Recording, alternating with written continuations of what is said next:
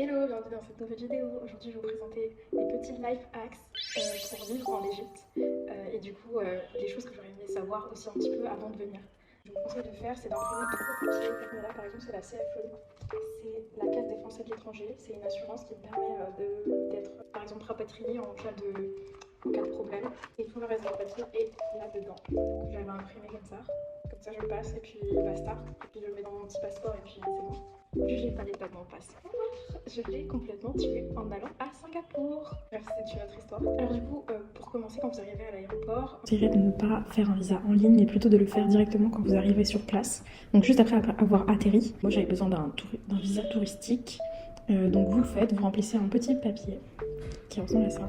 Ce que j'ai fait du coup, c'est que j'ai donné 50 € pour qu'ils me rendent de la monnaie.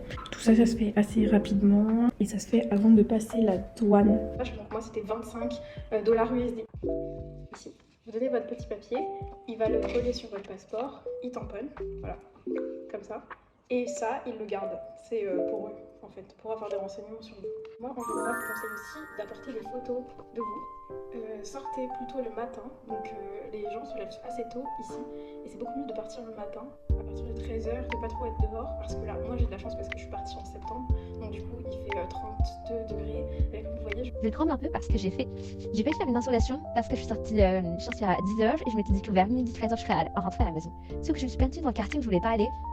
Le quartier où je voulais pas aller. j'ai sorti mon téléphone mais de façon très discrète.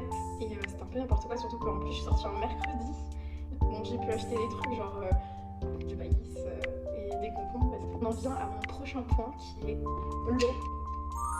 Quand vous venez de l'étranger, il ne faut pas boire l'eau parce qu'on n'a pas le même estomac avec les natifs d'ici. Vous connaissez le Bali Belly? Et bien il y a la même chose en Égypte, donc évitez-le. Il faut toujours vérifier que la bouteille, quand vous commencez à l'ouvrir, si ça craque pas, ça veut dire qu'elle a déjà été ouverte et qu'ils l'ont remplie.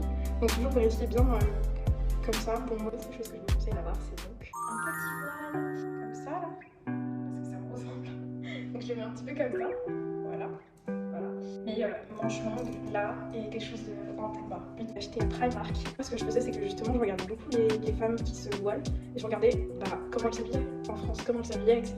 Après, je sais que c'est différent en France d'ici, mais... Et après les couleurs, ça y va, c'est des belles couleurs. Et du coup, là, moi, j'ai pris ça parce que j'ai vu une dame, justement, qui allait l'acheter. En fait, je regardais, je me suis reculée. Et quand j'ai vu qu'elle l'a prise et qu'elle regardait un petit peu comme ça et qu'elle aimait bien, je me suis dit, je vais le prendre. C'est validé par la communauté, c'est validé. C'est très bien. Et puis même en général, pour la chaleur, franchement, vous verrez que c'est le truc le plus agréable à porter, de se balader toujours avec du cash de préférence. Un petit carnet, vous avez noté tous les numéros dont vous avez besoin au cas où vous perdrez vos affaires. Et voilà, c'était mes petits conseils pour vous, pour aller en Égypte. J'espère que ça vous a plu, et si vous avez encore d'autres questions et que vous voulez que j'en refasse une, peut-être, n'hésitez pas.